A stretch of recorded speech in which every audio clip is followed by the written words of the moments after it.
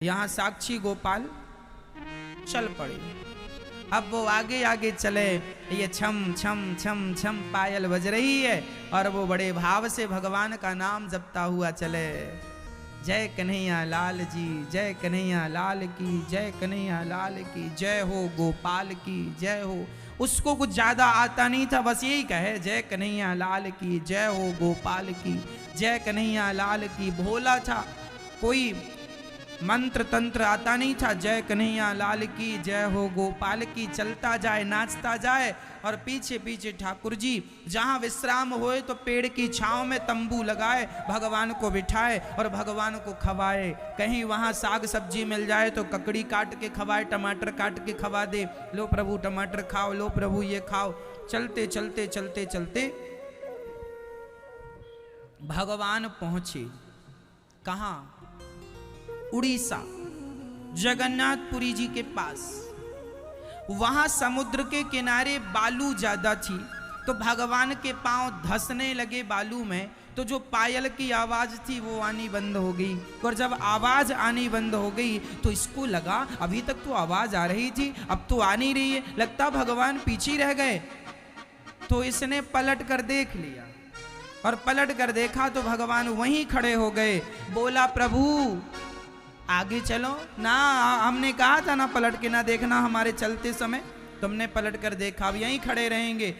तो फिर गांव के लोग कैसे मानेंगे? बोले गांव वालों को यहीं बुलाओ। गांव वालों को यहीं बुलाया गया, पंचायत यहीं लगी और भगवान ने गवाही दी कि हाँ, इस बूढ़े ने कहा था कि इसका विवाह इसकी लड़की से होगा, मैं गवाही देता हूं। तब से उनका नाम साक्षी गोपाल जी। आज भी भगवान साक्षी गोपाल जी वहीं विराजमान है। आज भी साक्षी गोपाल जी वहीं जगन्नाथपुरी आप जाते हैं तो साक्षी गोपाल जी का भी दर्शन होता है। थोड़ा सा दूर ही मंदिर है वो साक्षी गोपाल जी का, वहां अलग से जाना पड़ता है। ये दास अनिरुद्ध गया है।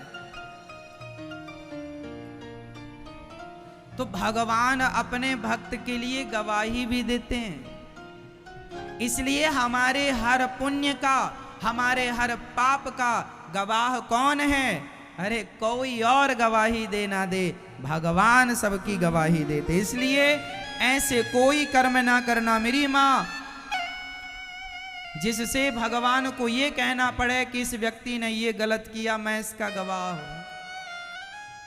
अच्छे काम करना, अच्छे कर्म करना, बुरे काम बिल्कुल ना करना, बुरे कर्म बिल्कुल मत करना।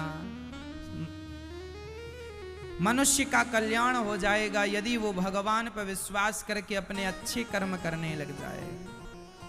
अब भागवत जी का प्रश्न और है, ईश्वर सगुण है या फिर निर्गुण है?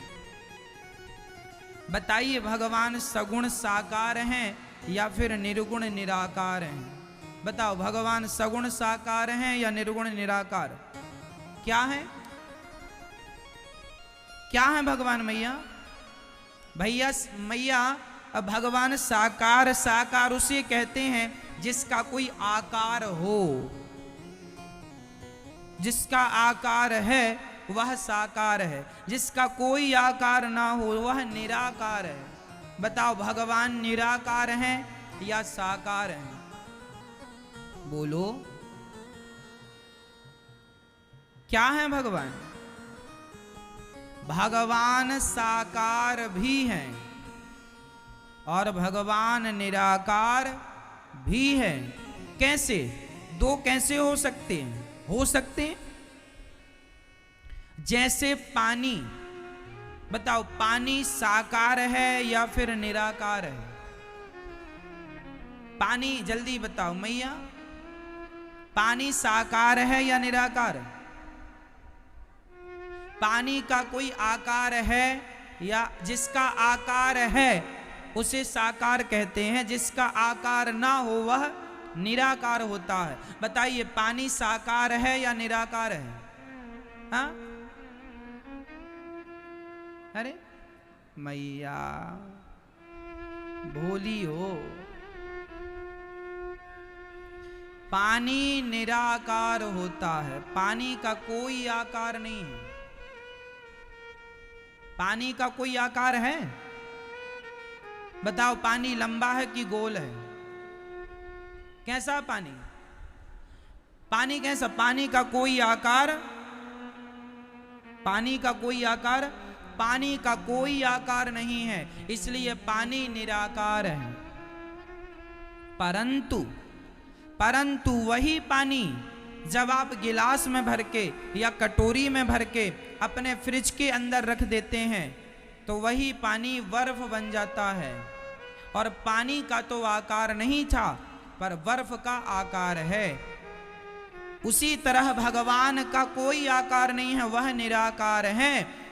परंतु वही निराकार परमात्मा जब भक्तों का प्रेम देखते हैं तो जैसे फ्रिज के कारण पानी बर्फ बन गया, उसी प्रकार भक्तों के प्रेम के कारण वही निराकार सगुण साकार बन के प्रकट हो जाते हैं। कभी राम, कभी कृष्ण, कभी धन्वंतरी, कभी नरसिंह, कभी वामन। भगवान राम जो है वह सगुण रूप में है, और जो ब्रह्म है जिसे परमात्मा कहते हैं, कहो परमात्मा। मैया बोलो मेरी मां, बोलो ब्रह्म। ये जो ब्रह्म है, यह ब्रह्म होता है निराकार। ब्रह्म कैसा है? ब्रह्म निराकार होता है, पर वही ब्रह्म जब सगुण साकार बनता है तो वही जो निराकार ब्रह्म है वह राम और कृष्ण साकार रूप में हम सभी के बीच में आ जाते हैं। वही ब्रह्म, वही नारायण जो निर्गुण निराकार है, वही भक्तों के प्रेम के सामने सगुण साकार बन के खड़े हो जाते हैं। तो भगवान सगुण हैं या निर्गुण हैं? अब उत्तर दो मैया, बोलो। भगवान सगुण है या निर्गुण है?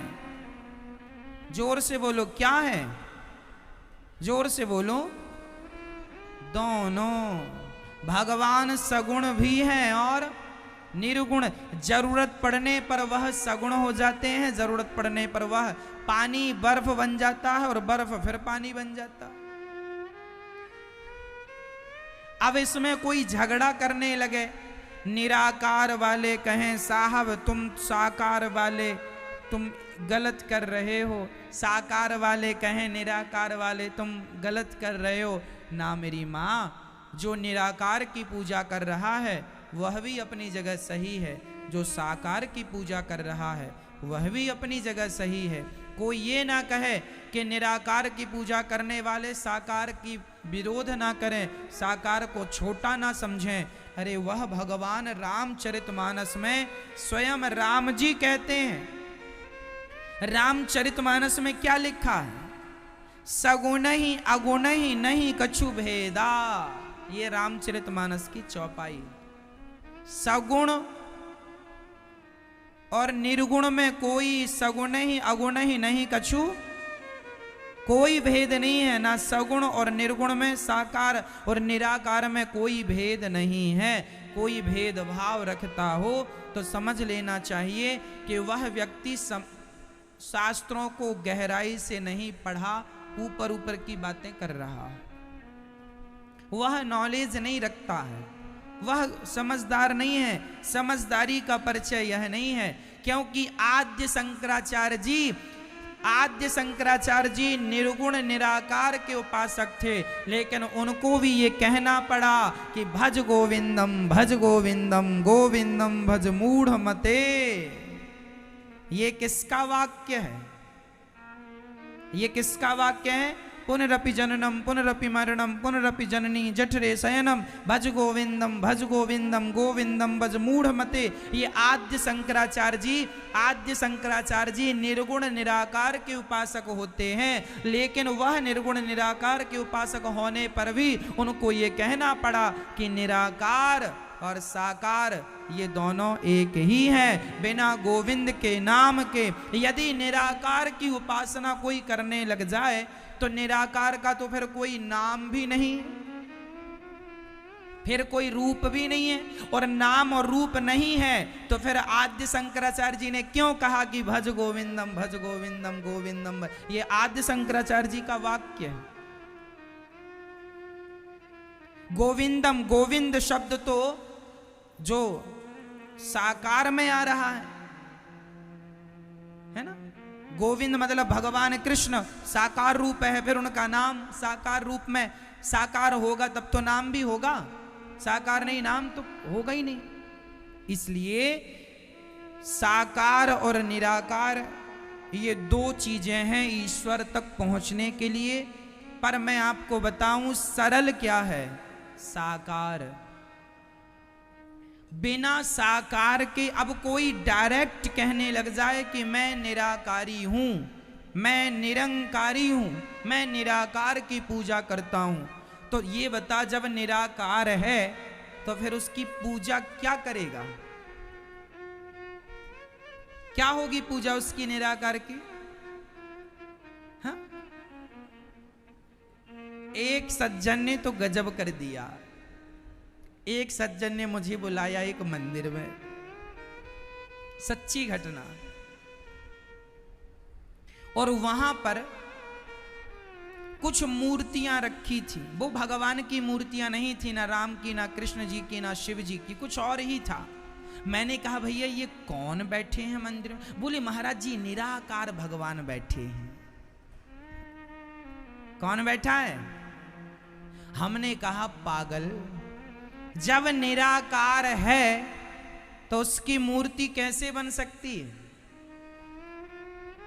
निराकार है तो उसका मंदिर कैसे हो सकता है? मंदिर उनका होता है जो निराकार साकार रूप में प्रकट भय राम और कृष्ण, उनका तो मंदिर होता है। पर निराकार का तुम क्या मंदिर बनाओगे? उनका तो कोई आकार ही नहीं। पर जो तुमने मूर्ति बिठा रखी है इसका तो आकार है। फिर तुम्हारी पूजा और तुम्हारा सिद्धांत अपोजिट हो रहा है। हमारे भारत में कुछ पंथ ऐसे हैं जो कहते हैं हम निराकार की पूजा करते हैं। वो कहते हैं हम निराकार की पूजा करते हैं, पर वह भी एक डॉट बिंदी लगा के घूमते रहते हैं। बिंदी डॉट। यदि निराकार है तो फिर उसका डॉट क्यों? वह तो निराकार है, डॉट का तो एक आकार है, ये बिंदी है। निराकार मतलब पूर्ण, कोई आकार नहीं, कुछ नहीं। इसलिए मेरी मां, अब मैं आपको समझाता हूं अपनी बात। ये बताओ, आप लोग जरा अपनी आंख बंद करो और अपनी मां का ध्यान करो। आपकी मां दिखने में कैसी है? गोरी है, काली है, जैसा भी उसका स्वरूप है, छवि है। जरा मां की छवि का ध्यान करो। आपकी मां कैसी है? ध्यान करो। मां की आकृति आई कि नहीं आपकी आंखों के सामने? आई। बस खोल लो आंख। आपने मां का स्मरण किया तो मां की छवि आपकी आंखों में आई कि नहीं? हाँ या ना? उत्तर दो, हाँ या ना? आई ना? हमने कहा मां का चिंतन करो तो मां आपने देख लिया, भाव से देख लिया, इमेजिन किया कि ऐसी मां है, आपने देख लिया। अब जिस बच्चे की मां जन्म देते ही बच्चे को मर चुकी है, जिस बच्चे के पास ना मां है, ना मां की फोटो है, ना मां का कोई रंग रूप है, उस बच्चे से कहा जाए तू अपनी मां का इमेजिन कर, तू अपने मां का ध्यान कर, बता उसके ध्यान में कौन सी मां आएगी? आएगी? नहीं आएगी ना, कोई ध्यान में नहीं आएगी।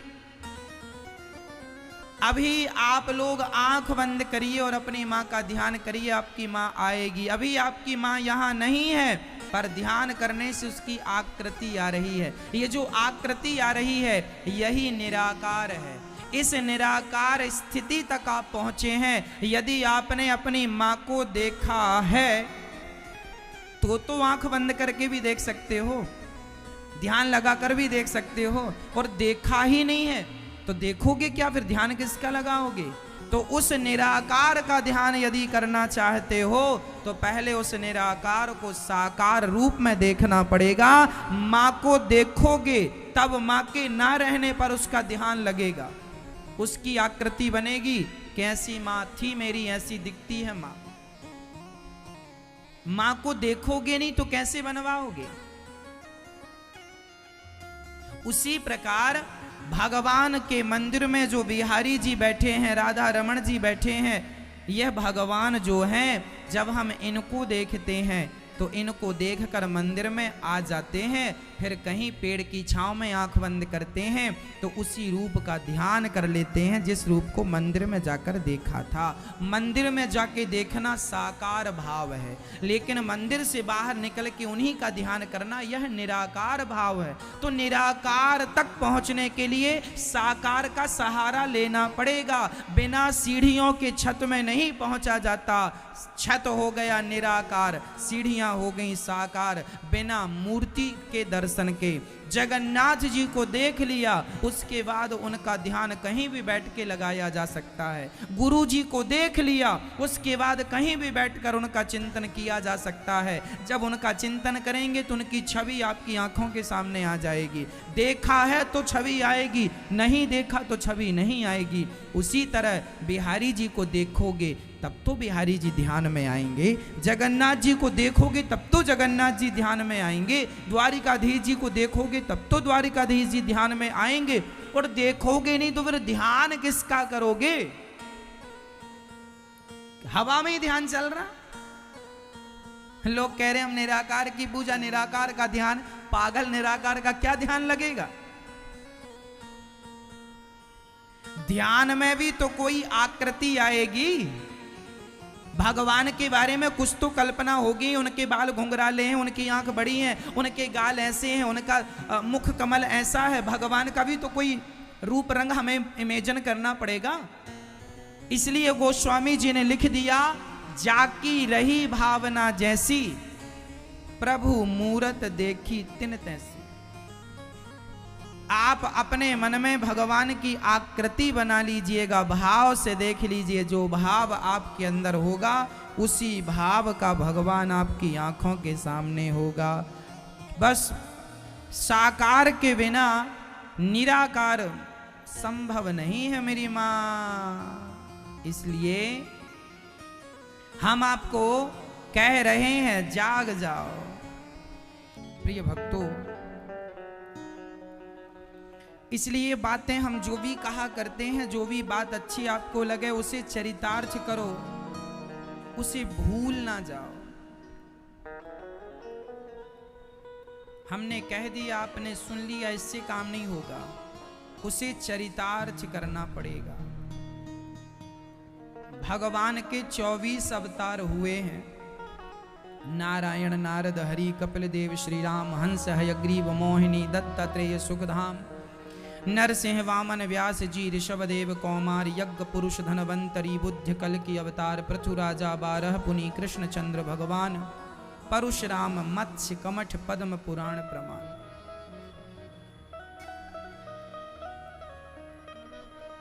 भगवान के इतने अवतार हुए हैं।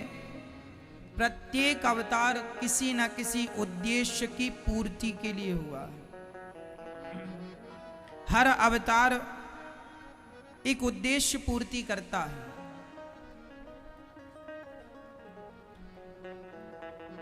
भगवान ने 17 पुराण व्यास जी ने लिखे। शांति नहीं, नारद जी ने कहा, मैं दासी पुत्र था पर संतों की सेवा से मुझे शांति मिली। जीवन में शांति चाहिए तो सेवा करना। नारद जी कहते हैं, मैं पिछले जन्म में दासी पुत्र था, मेरे गांव में कुछ संत आए, मैंने संतों की खूब सेवा की। संतों की सेवा की तो उस सेवा का फल ये मिला कि पहले दासी पुत्र था, अब ब्रह्मा पुत्र हो गया हूं। ये केवल सेवा का फल है। आप जितनी सेवा करेंगे आप उतनी अपनी प्रगति करेंगे, आप उतनी तरक्की करेंगे, आप अपने आप को उतना ऊंचा उठाएंगे। सेवा बहुत जरूरी है। नारद जी कहते हैं, मैं संतों के चरणों की सेवा करता था, संतों के लिए भोजन लाकर देता था, संतों के लिए सब करता था। मतलब कुल मिला के जो नारद जी, जो भागवत में लिखा है ना मेरी माँ, वही काम ये दास अनिरुद्ध केवल कहता नहीं करता है। संतों को भोजन कराना चाहिए, संतों की सेवा करना चाहिए, ये तो आप बरसों से सुन रहे हैं। लेकिन दास अनिरुद्ध आपको सुनाने के पहले स्वयं करता है, फिर आपको बताता है। सेवा करता हूँ, ये दास करता है सेवा, रोज सवेरे उठकर संतों की सेवा। पहली सेवा यहाँ संत सेवा होती कराया, संतों को भोजन कराया, यहाँ गौरी गोपाल अन्न क्षेत्र में बंटवाया। एक दिन का अन्न क्षेत्र, उसका प्रभाव ये हुआ कि हमारा काम बन गया। अब हम संकल्प ले रहे हैं कि हर महीने एक अन्न क्षेत्र अपनी तरफ से कराएंगे, कभी बच्चों के नाम का, कभी पत्नी के नाम का, कभी खुद के लिए, कभी माँ बाप के नाम का, कभी पूर्वजों के नाम का, ताकि सबके खाते पे इतना पुण्य तो रहे। हम एक रोटी भी किसी को खिलाते हैं तो यह भी पुनीत कार्य है। आप एक दिन का अन्न क्षेत्र करा सकते हैं। आप अपनी ओर से एक दिन के अन्न क्षेत्र की सेवा ले सकते हैं। प्रिय भक्तों, नारद जी कहते हैं मैं संतों की सेवा करता हूं। अच्छा, आप संतों सेवा करते हैं? हाँ, खूब सेवा करता। संतों ने मुझे मंत्र दे दिया, मैं उस मंत्र का जाप करता हूँ। संत चले गए, मैं भी संतों के संग जाने लगा। नारद जी ने कहा मैं जाने तो लगा, पर संतों से कहा कि मुझे भी अपने साथ ले चलो। संतों ने कहा अभी नहीं ले जा सकते, तुम्हारी माँ है, उस बेटे को तीर्थ यात्रा नहीं करनी चाहिए जिस बेटे की माँ आज्ञा ना दे। माँ बाप घर में बूढ़े बैठे हैं, बुजुर्ग माँ घर में बैठी है, उसे तो तुमने तीर्थ कराया नहीं और खुद तीर्थ यात्रा पे निकल गए, यह ठीक नहीं। इसलिए अपनी माँ को कराने ले जाओ तो तुम्हें तीर्थ करने का भी पुण्य मिलेगा और माँ को तीर्थ यात्रा कराने का पुण्य भी मिलेगा, दो पुण्य मिल जाएंगे। इसलिए अपने माँ बाप को तीर्थ यात्रा करानी चाहिए, अपने माता पिता को भागवत सुनवानी चाहिए, अपने माँ बाप की पुण्य, उनके नाम के पुण्य उनके हाथों से, अभी उनके नाम से हाथ से दान पुण्य कराना चाहिए। जब माँ बाप मर जाते हैं ना तो बेटा क्या करता है, मरे हुए बाप का हाथ लगा लगा के अन्नदान करता है। हमारे भारत की परंपरा है, कोई आदमी मर जाए तो मरे हुए आदमी के नाम उसका हाथ, मरा हुआ आदमी का हाथ लगवा के अन्नदान करते। जिंदा था तब नहीं कराया, मर गया तो करा रहा है। मतलब कैसी मानसिकता, तुम अभी सब चीजें अपने आप को अपडेट कर रही हैं पर तुमने अपने आप को अपडेट नहीं किया। हम छोटे थे तब हमारे गांव में एक सज्जन मर गए। अच्छा, वो मरे, हम उन्हीं के यहां बच्चों के संग खेल रहे थे और वो मर गए। तो तुरंत उनके बच्चों ने हमें 3-4 किलो गेहूं दे दिया, बोले जाओ घर ले जाओ। हमने कहा गेहूं किस बात का? बोले हमारे पिताजी मर गए हैं, जाओ घर ले जाओ ये गेहूं। 4-5 किलो गेहूं दे दिया उन्होंने। गांव में कूड़ा चलता, कूड़े, एक कूड़े 5 किलो, मतलब मरे आदमी के स्पर्श करा करके लोग दान करते हैं।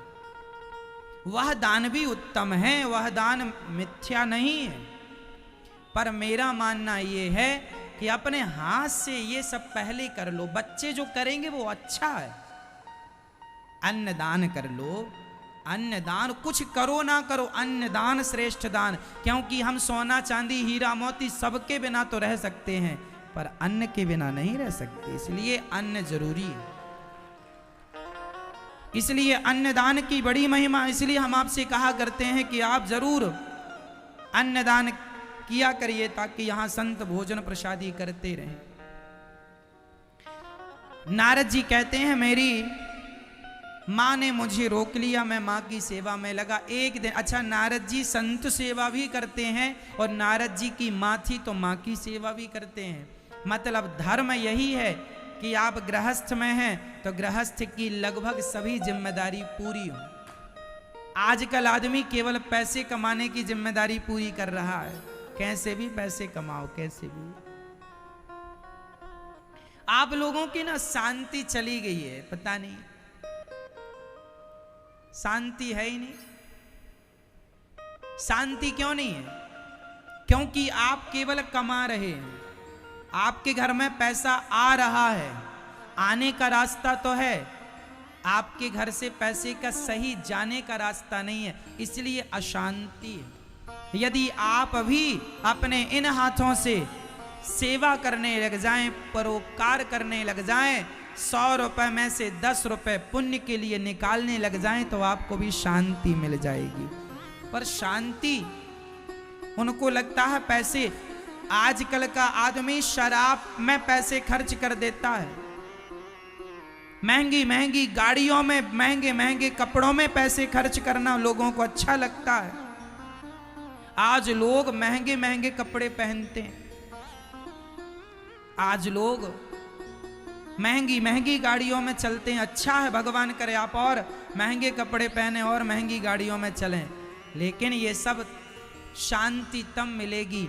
महंगे कपड़ों से शांति नहीं मिलती मेरी माँ, महंगी गाड़ियों से, महंगे बंगले में रहने से शांति नहीं है। किसी भूखे को जब आप पेट भर भोजन कराते हैं ना, उसकी भूख जब मिटती है, उसमें जो शांति हमें मिलती है, वह शांति करोड़ों कमाने में नहीं मिलती। आप प्रैक्टिकल करके देख लेना। लोग यहाँ आते हैं, अन्न क्षेत्र अपने हाथ से बांटते हैं, और बांटने के बाद हमसे कहते हैं महाराज जी हमें बहुत शांति मिली, बहुत अच्छा लगा। किसी को हमने रोटी दी अपने हाथ से, किसी को हमने खिलाया अपने हाथ से, परोसा, जरूरतमंदों को दिया। देने में शांति है, बस ये समझो, देने में शांति। लेकिन हम लोगों की आदत लेने की तो हो गई है, देने की नहीं है। इसलिए हमें देना सीखना चाहिए। एक गांव से एक महात्मा जी जा रहे थे, एक घर में पहुंच गए। भिक्षाम देही मैया भिक्षा दो। तो वो मैया अंदर से निकली और बोली अरे बाबा कमा के खा नहीं सकता, आ गए भीख मांगने, भगा दिया। मैया अंदर चली गई। वहां एक छोटी सी बच्ची खेल रही थी आंगन में। तो महात्मा जी ने उस लड़की से कहा अरे बेटी जरा तेरे आंगन की धूल उठाकर मुझे दे दे। तो किसी ने कहा महात्मा जी आप इस आंगन की धूल का क्या करोगे। महात्मा जी ने कहा इसकी माँ के अंदर तो देने का संस्कार नहीं है। आज ये धूल देगी मुझे उठाकर तो कल किसी भूखे को रोटी जरूर देगी। कम से कम देने की आदत तो बनेगी, देने की आदत भी तो होनी चाहिए ना। आज ये धूल देगी तो कल रोटी भी देगी, धूल नहीं देगी। इसलिए बच्चों के हाथ से दिलवाया करो, कुछ कुछ आदत बनेगी देने की। जब हम देते हैं तो विधाता भी फिर अपने दोनों हाथ उठा उठा कर हमें देता। जब हम देंगे तो ईश्वर हमें देंगे। हम देना बंद तो ईश्वर भी बोले तू तो देते ही नहीं है, तुझे क्या देंगे हम। नारद जी अपने माँ की खूब सेवा करते हैं। इतनी सेवा कि चरण दबाना, माँ के भोजन प्रसादी कराना। एक दिन माँ गाय दोहने गई तो माँ को सांप ने डस लिया, माँ मर गई।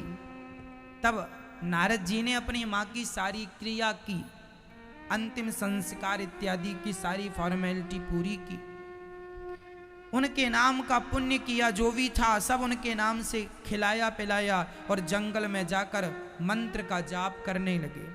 और जाप करते करते लड़कपन बीत गया, जवानी बीत गई, बुढ़ापा बीत गया। तो रोने लगे प्रभु अब तो बुढ़ापा भी बीत गया, मौत आने वाली है, क्या दर्शन नहीं दोगे। तब आकाशवाणी हुई बेटा नारद इस जन्म में तुझे, इस शरीर से तुझे मेरा दर्शन नहीं होगा, क्योंकि इस शरीर में इतनी शक्ति नहीं है कि वो शरीर मेरा दर्शन, इन आंखों में इतना बल नहीं है कि वह मेरा दर्शन कर सके। शरीर छोड़कर तुझे दिव्य शरीर देंगे। तब नारद जी का वह शरीर छूटा और उन्हें दिव्य शरीर मिला, और उस दिव्य शरीर से वह भगवान के धाम में जब चाहें तब चले जाते। हमारी इन आंखों से भगवान नहीं दिखते मेरी माँ, ये सूक्ष्म आंखें।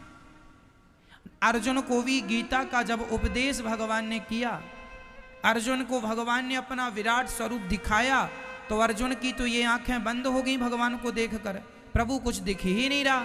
तब भगवान ने अर्जुन को दिव्य चक्षु प्रदान किए थे कुछ देर के लिए।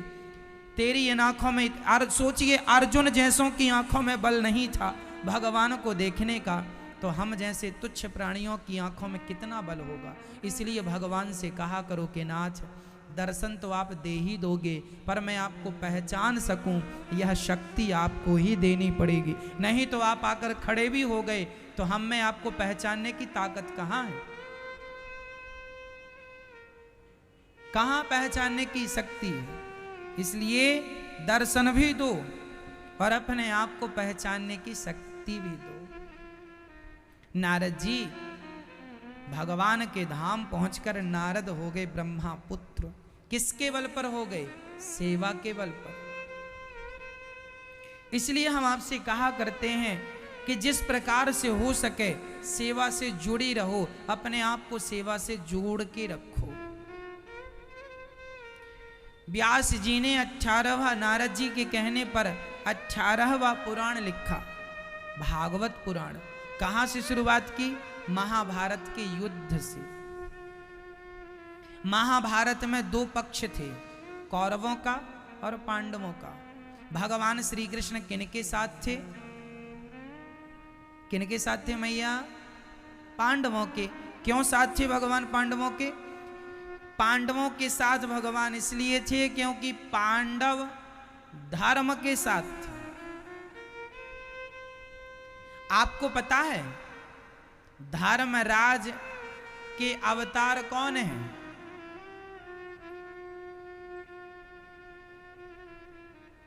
साक्षात धर्म के अवतार कौन हैं? उस समय धर्मराज के दो अवतार थे। धर्मराज युधिष्ठिर भी धर्मराज के अवतार थे और विदुर जी भी धर्मराज के अवतार थे। ऐसा भागवत जी में लिखा है। विदुर कौन थे? धर्म के अवतार। मतलब विदुर भी धर्मराज थे और युधिष्ठिर भी धर्मराज थे। एक ही व्यक्ति एक समय में दो अवतारों में काम कर रहे थे, धर्मराज।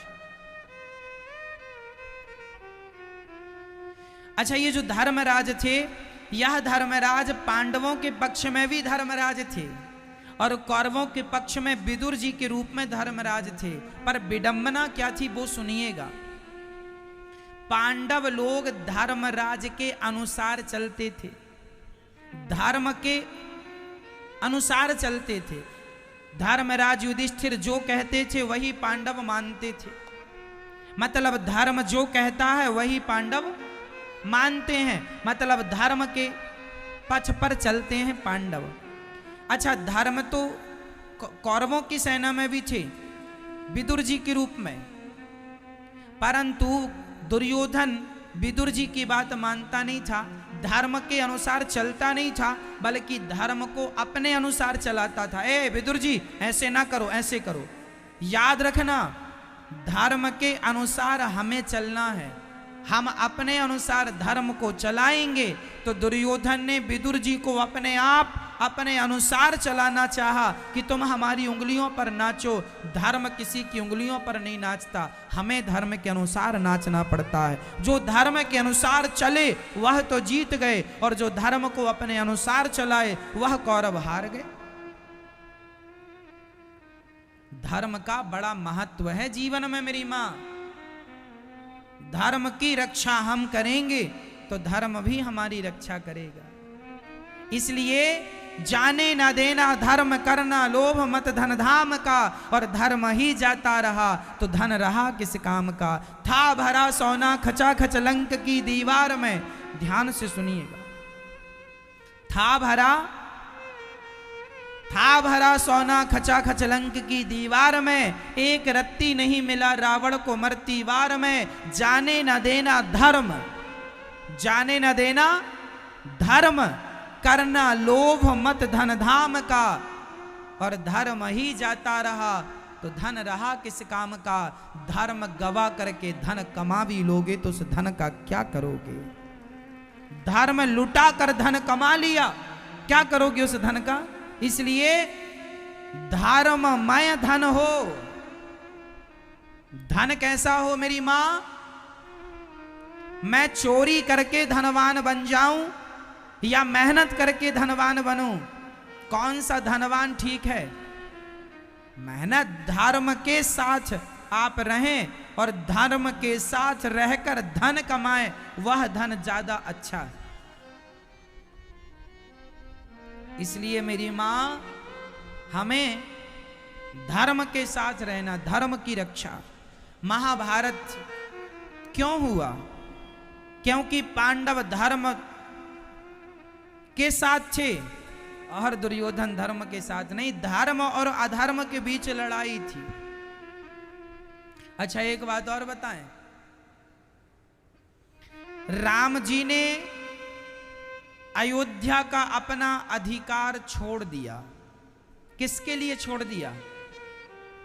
बोलो जोर से। भैया भरत के लिए। राम जी ने अपनी अयोध्या का राज्य छोड़ दिया।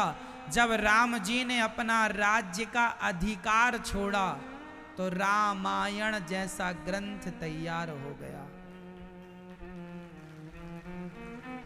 और पांडवों ने अपना अधिकार छोड़ा नहीं, उन्होंने अपना अधिकार धृतराष्ट्र से मांगा कि मेरा राज्य मुझे वापस करो, मेरी सत्ता मुझे वापस करो।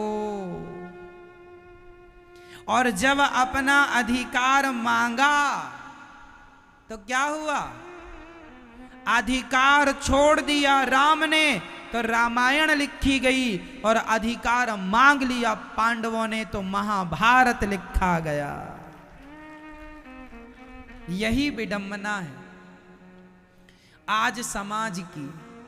आज एक भाई यदि अपना अधिकार छोड़ देता है तो दूसरा भाई उस भाई को बेवकूफ समझने लगता है और मांगने लग जाए वो भाई कि हमारा हिस्सा हमें दो, तो भाई भाई में महाभारत छिड़ जाता है। आज भाई भाई में महाभारत चल रहा है कि नहीं? प्रॉपर्टी को लेकर। ये धन का विवाद कोई आज का नहीं है, ये धन का विवाद तो द्वापर युग का है। त्रेता युग में तो राम और भाई जैसे, राम और भरत जैसे भाई हुआ करते थे। यदि उन भाइयों की चरण धूली माथे पे लगा लोगे तो कभी भाई भाई का विवाद नहीं होगा। लेकिन अब राम कथा सुनने का समय किसे बचा है?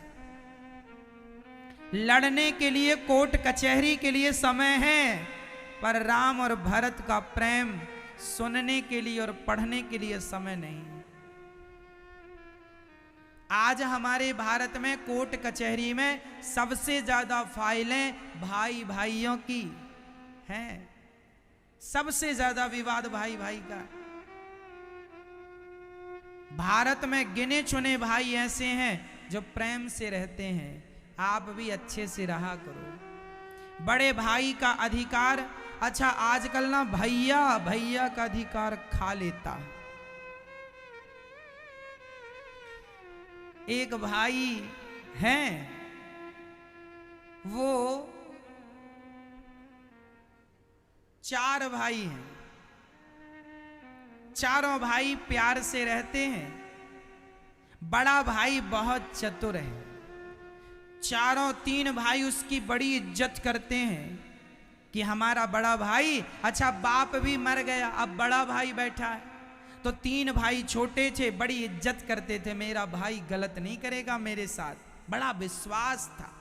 बड़ा छोटे भाइयों का, 3 भाइयों का चौथे भाई पर विश्वास था। खूब खेती बाड़ी करते थे, काम धाम संभालते थे। पर बड़े भाई ने क्या गद्दारी की। बड़े भाई ने पिता की आधी से ज्यादा संपत्ति बेच दी। ये सारे भाइयों की कहानी नहीं है, जो जिनकी है वो समझ लें कि ये हमारी चल रही है। तो उसने सारी आधी संपत्ति प्रॉपर्टी बाप की बेच ली और बेचकर पैसा लेकर अपने नाम की प्रॉपर्टियां खरीद ली। देखना जरा चतुराई।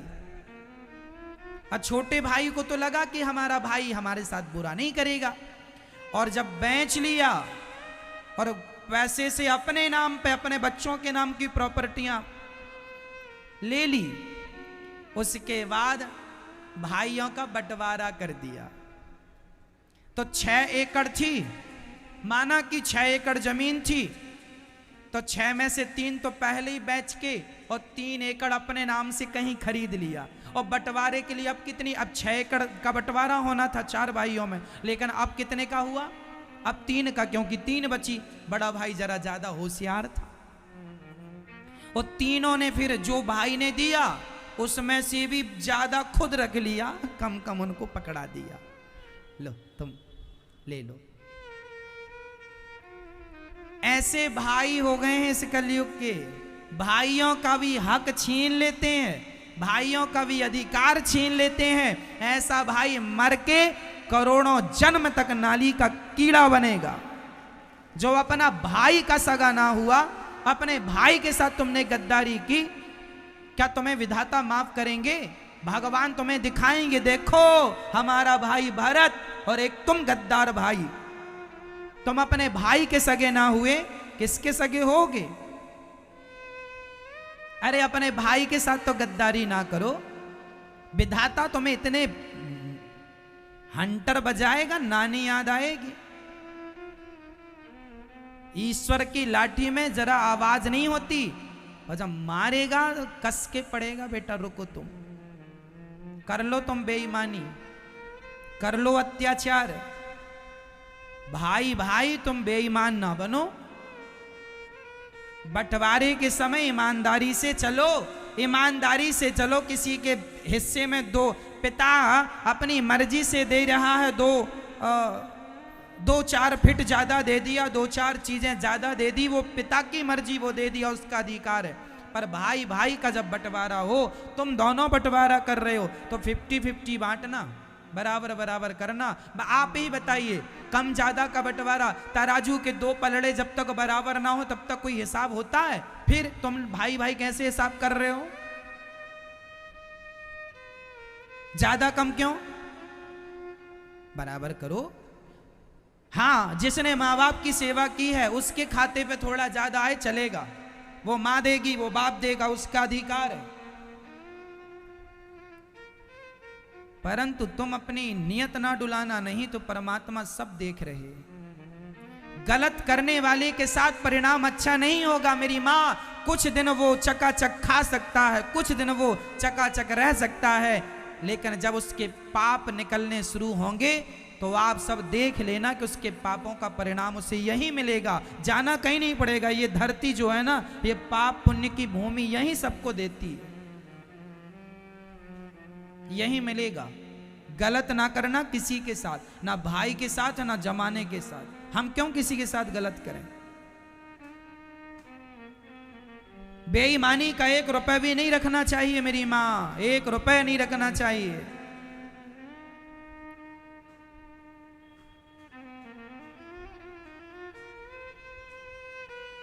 पांडवों ने अधिकार मांग लिया, महाभारत हो गया, और महाभारत हो गया महाभारत। जीत किसकी हुई? बेईमानों की कि सत्य के साथ देने वालों की? भगवान भी उन्हीं के साथ खड़े होते हैं जो सत्य के साथ खड़े हैं, बेईमानों का साथ भगवान नहीं देते। फिर बेईमानों की सेना कितनी भी, अच्छा दुर्योधन, दुशासन, इन लोगों की सेना बड़ी थी, कौरवों की सेना बड़ी थी मेरी माँ, पांडवों की सेना छोटी थी। एक बार अर्जुन आए भगवान कृष्ण से, जब युद्ध की शुरुआत थी तो दुर्योधन भी बोला कन्हैया आप मेरे पक्ष में युद्ध करो। भगवान बोले कल आना, कल जो पहले आएगा उसे मैं अवसर दूंगा। आज भगवान सो रहे हैं, पहले दुर्योधन आया भगवान से कहने के लिए कि मेरे संग युद्ध करो। भगवान सो रहे थे, दुर्योधन को लगा सो रहे हैं, तो जाके सिर की तरफ खड़ा हो गया। बाद में अर्जुन आए, अर्जुन ने देखा भगवान विश्राम कर रहे हैं, तो अर्जुन भगवान के चरणों में खड़े हो गए। हमेशा अपने बड़ों के सिर पे नहीं खड़ा हुआ जाता, ये भी एक शिष्टाचार है।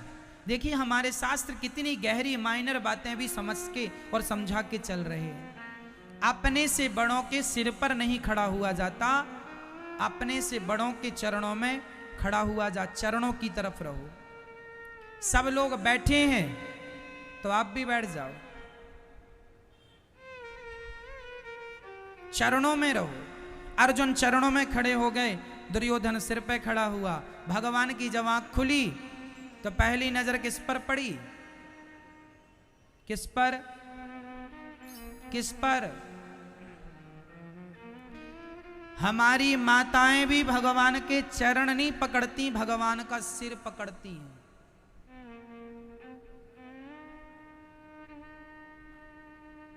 हाँ, कैसे? आपके हाथ में फूल होता है और कहा जाए भगवान को चढ़ाओ, तो माताएं चरणों में नहीं चढ़ाती, खोपड़ी में। ये भी सब दुर्योधन की सेना में है, ये सब दुर्योधन की सेना है। और जो लोग पुष्प सदा भगवान के चरणों में अर्पित करते हैं, वो सब पांडवों की सेना में है, भगवान जिनके साथ। अब आप देख लो कि आप कहां चढ़ाते हैं।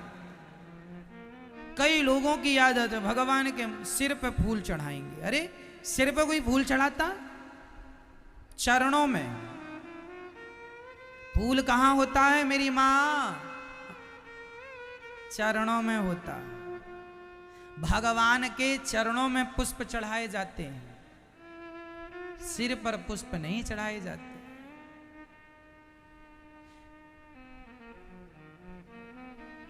पर हमारे यहां तो हमारी माताएं भगवान के मुंह पर मिठाई चिपका देती हैं।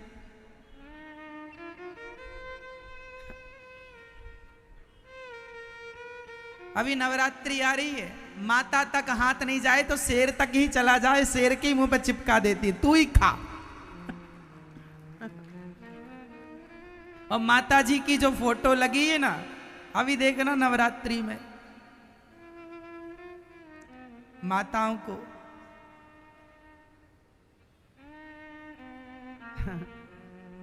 एक जगह तो डस्टबिन रखा था, ऐसे आकार उसका बना कुछ, तो मैया को लगा ये भगवान, उसमें ही पानी चढ़ा दिया, जल चढ़ा दिया। जय हो डस्टबिन देवता।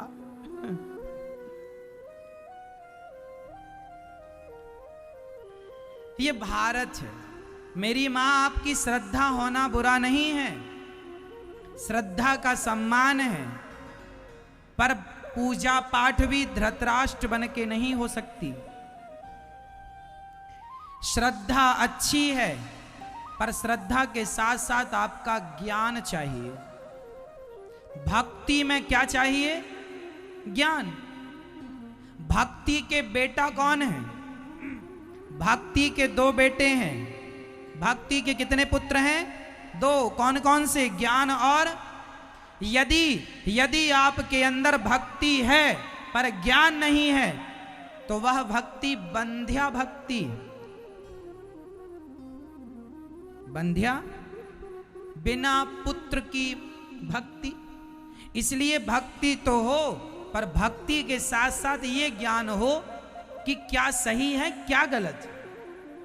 श्रद्धा अच्छी है, पर श्रद्धा भी ज्ञान युक्त हो तो बुराई क्या है? अंधी श्रद्धा तो फिर धृतराष्ट्र की तरह हो गई ना, अंधा धृतराष्ट्र। इसलिए मेरी मां, पूजा कैसी हो? श्रद्धा हो अच्छी बात है, प्रेम हो अच्छी बात है। अब मंदिरों में लोग भगवान को पकड़ने चले जाते हैं, माताएं, पुरुष। अच्छा, पुरुष फिर भी थोड़ा मैं देखता हूं कि थोड़ा दूर रहता है। माताओं को ऐसा लगता है कि हम भगवान से लिपट जाएंगी तो भगवान मिल जाएंगे। वो ये नहीं सोचती हैं कि भगवान से लिपट जाओगी, अरे भगवान वहां बैठे खड़े हैं, उनकी उंगली पतली है, जरा तुम उनके ऊपर गिर पड़ी या लिपट गई ज्यादा, कहीं उंगली टूट गई, खंडित हो गई मूर्ति। नहीं, हमें महाराज इससे मतलब नहीं कि भगवान को चोट लगे, हमें भगवान मिल जाए बस। ये कौन है? ये सब धृतराष्ट्र की पार्टी के लोग हैं। जैसे धृतराष्ट्र कहता है मेरे बेटों को राजा बना दो, पांडवों को वनवास भेजना हो भेज दो, लाक्षागृह में बंद करके आग लगवानी मरवा दो पांडवों को, आग लगवा दो, मरवा दो उनको, उनकी मां कुंती को भी मरवा दो, पर मेरा बेटा दुर्योधन राजा बन जाए। ये दुर्योधन, ये धृतराष्ट्र है। भगवान को स्पर्श नहीं किया जाता, दूर से प्रणाम किया जाता है। आप अशुद्ध हैं, 4 लोगों से मिल के आए हैं, रास्ता चल के आए हैं, दूर से प्रणाम करना अच्छा है, स्पर्श करना अच्छा नहीं है ना। मंदिरों में भगवान का दर्शन दूर से हो, स्पर्श ना हो। श्रद्धा अच्छी है, भक्ति अच्छी है, पर हमें इन नियमों का भी, हम नियम पालन नहीं करेंगे, कौन करेगा? कौन आएगा? पाकिस्तानी आएंगे फिर।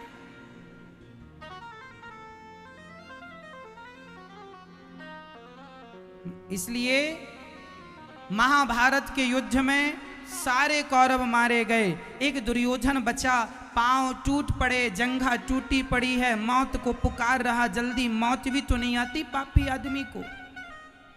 गुरु पुत्र द्रोणाचार्य पुत्र आ गए अश्वत्थामा, बताओ मैं आपकी क्या इच्छा पूरी करूं? बोले पांडवों को मारना है। रात्रि को पांडवों को मारने अश्वत्थामा चले, पर पांडवों के रक्षक भगवान बिस्तर पर पांडव नहीं, पांडव पुत्र सो रहे थे, उनका सिर काट करके ले आए। लो मैंने मार दिया पांडवों को। ध्यान से देखा, ये पांडव नहीं, पांडव पुत्र हैं। दुर्योधन की मृत्यु हो गई और उसी क्षण अश्वत्थामा वहां से भागे। द्रौपदी ने देखा कि मेरे 5 बच्चे मर गए। अर्जुन ने अश्वत्थामा के केस पकड़े, लाकर खड़ा कर दिया। द्रौपदी, तेरे पुत्र का हत्यारा देख, तेरे सामने खड़ा है, जो दंड देना है इसे दे दे। क्या दंड देना है बताओ? द्रौपदी ने कहा, इसे छोड़ दो। अच्छा, क्यों छोड़ दें? क्या इसे मार देने से मेरे मरे हुए पुत्र जीवित हो जाएंगे? नहीं, यह गुरु पुत्र है, गुरु समान है, इसलिए इसे मारना उचित नहीं है, इसे छोड़ देना उचित है। जैसे आज मैं पुत्र वियोग में रो रही हूं, कल ये भी इसकी मां रोएगी, इसलिए इसे मारना उचित नहीं है। मेरी मां, इसे मारना उचित नहीं है, ऐसा द्रौपदी ने कहा। ये वही द्रौपदी है जिसके 5 बच्चे मर चुके हैं, खुद के बच्चे मरे हैं। खुद के बच्चों के मरने का दुख नहीं है, दुख इस बात का है कि इसे मार दूंगी तो इसकी मां भी रोएगी। जो दूसरों का दुख समझता है, दूसरों का दुख देखता है, वही इंसान है भक्तों। अपने दुख में तो कुत्ते बिल्ली भी दुखी हो जाते हैं, लेकिन जो दूसरों का दुख बांटता है, दूसरों के बारे में सोचता है, वही इंसान है। अपना पेट तो पशु पक्षी भी भर लेते हैं, पर सभी में बांट कर खाए, उसे इंसान कहते हैं। पराया दर्द अपनाए, उसे इंसान कहते हैं। इसलिए द्रौपदी को भगवान ने माँ का स्थान, बहन का स्थान दिया है। और द्रौपदी तो एक माँ है ना, और माँ करुणामयी,